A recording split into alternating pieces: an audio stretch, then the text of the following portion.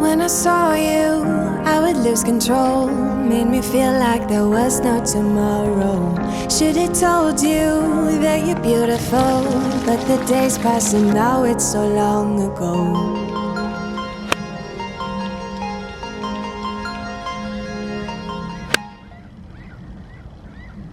What's up guys, I hope you're well.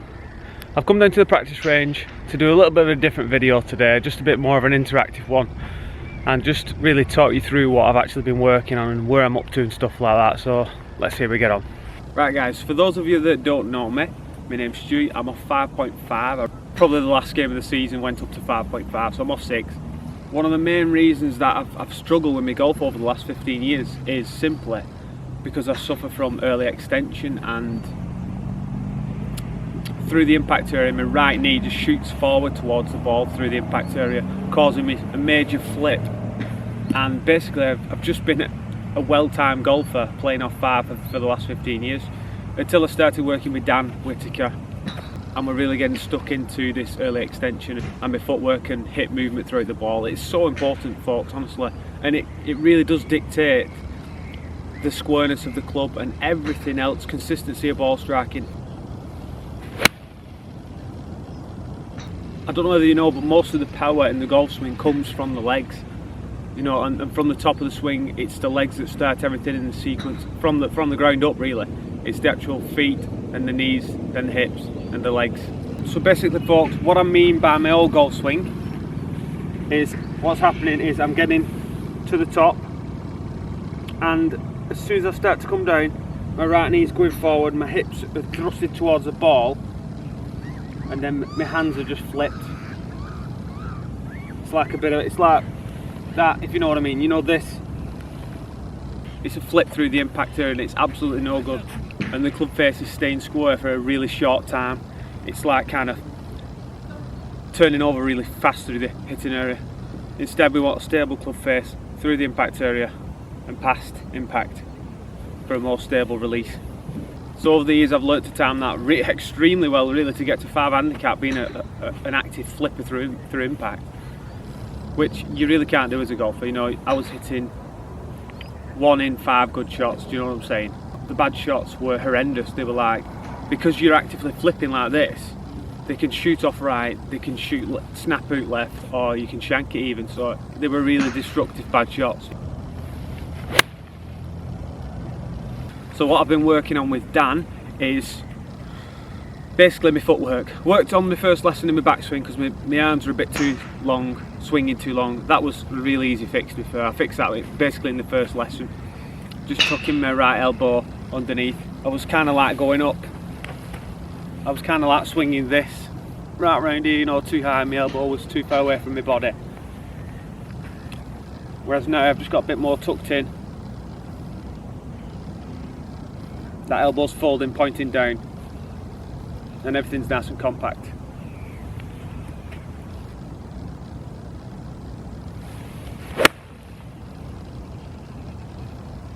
So with the footwork aspect of it, I mean, it's a massive challenge. Getting rid of early extension is one of the hardest things in golf. I'm still miles away from it, to tell you the truth, but I've got all winter to get it sorted. I know I can do it, I'm well capable of. It's just going to take a long period of time because my muscle memory, my body, my brain, my neurons in my brain are so used to sending the signals to my body parts in that way of the right knee flipping out through impact. And over 15 years it's going to be hard to just turn it around in a few practice sessions, so I understand that. It's frustrating because, you know, I'm a pretty quick learner, but this, I know it's going to take some time. Even when I played the other day at Hollins Hall, I really struggled and I could see my knee popping out and stuff. So as soon as I start adding more speed to it, that's when it starts popping out more. But yeah, been working on, this is what I've been working on with Dan. So we're getting to the top and we're getting that weight across loaded so that the weight is in the heel, and then I can just turn through. My right foot's rolling and it gives me more space through impact. Kind of like that, you know, just exaggerating, really rolling it both over.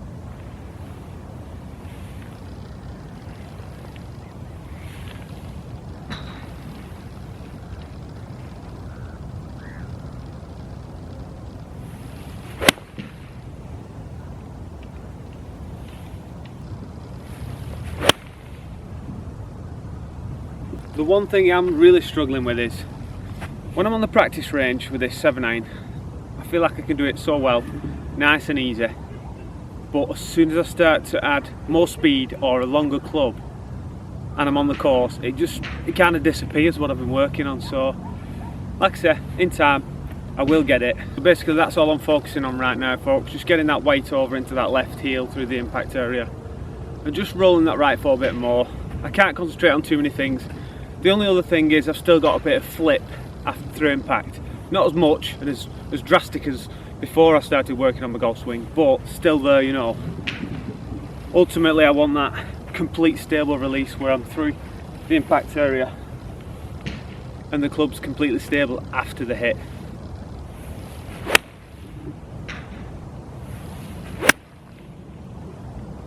So what I'm saying from this angle is my old swing was kind of weight on the toes and through impact area.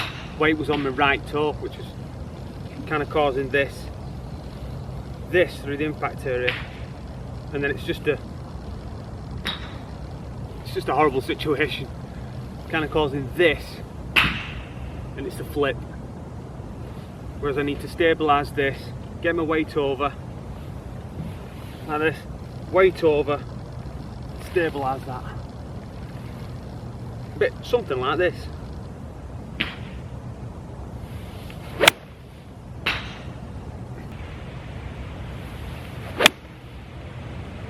Now you see, the great thing about the way I'm swinging now is I'll hit a bad shot and it'll be like 10 yards right, 10 yards left.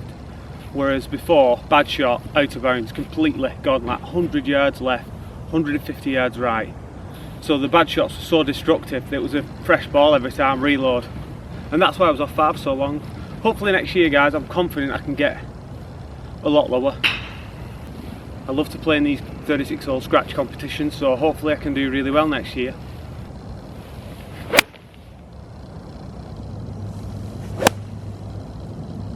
I'll tell you one thing as well, guys, there's a lot you can learn from looking at your divots. So you want nice square shallow divots like that.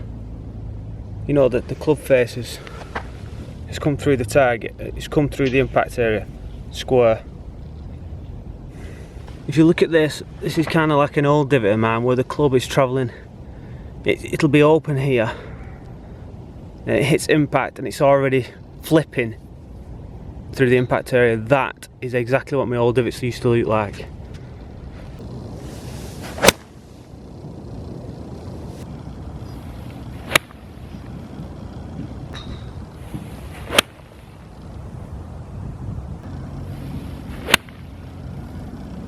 Right folks, this is the last ball. Let's make it a good one.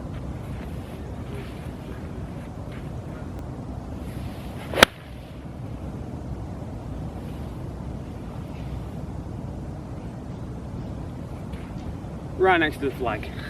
Right folks, there we are, that's the end of the practice session. Went pretty well actually, and it's a lovely mild evening to come and play golf. I might go and play a few holes, I might not. Anyway guys, thanks very much for watching this video, I really appreciate your time. Let me know what you thought of it in the comments, and if you like more videos like this, I'll try and do some. Any other suggestions as well, put them in the comments, I'll try and do the video and give you a shout out as well. Thanks very much guys. Don't forget to leave a like rating if you enjoyed it. Subscribe if you're new for more videos like this, golf videos and all sorts on my channel. Check it out.